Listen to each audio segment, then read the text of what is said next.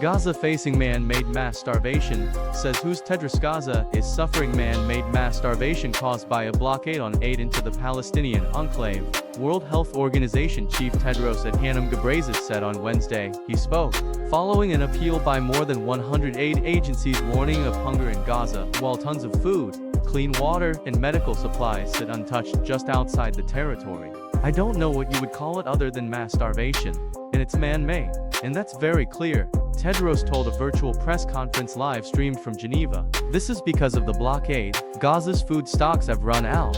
Since Israel, at war with Palestinian militant group Hamas since October 2023, cut off all supplies to the territory in March and then lifted that blockade in May, but with restrictions that it says are needed to prevent aid from being diverted to militant groups. As a result, international aid agencies say that only a trickle of what is needed is currently reaching people in Gaza. Israel says it is committed to allowing in aid, but must control it to prevent it from being diverted by militants. It says it has let enough food into Gaza during the war, and blames Hamas for the suffering of Gaza's 2.2 million people. 10 more Palestinians died overnight from starvation, the Gaza Health Ministry said, bringing the total number of people who have starved to death to 111, most of them in recent weeks as a wave of hunger crashes on the Palestinian enclave.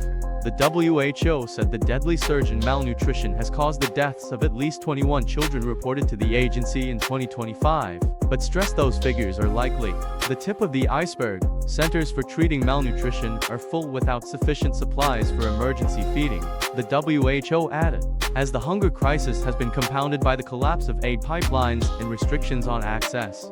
Tedros also said the Uni and its humanitarian partners were unable to deliver any food for nearly 80 days between March and May, and the resumption of deliveries was still insufficient. The situation is dire, he and other WHO officials said, with around 10% of people screened experiencing either severe or moderate malnutrition, and up to 20% of pregnant women. In July alone, 5,100 children have been admitted to malnutrition programmers, including 800 who were severely emaciated, said Rick Pieperkorn, WHO's representative for the occupied Palestinian territories.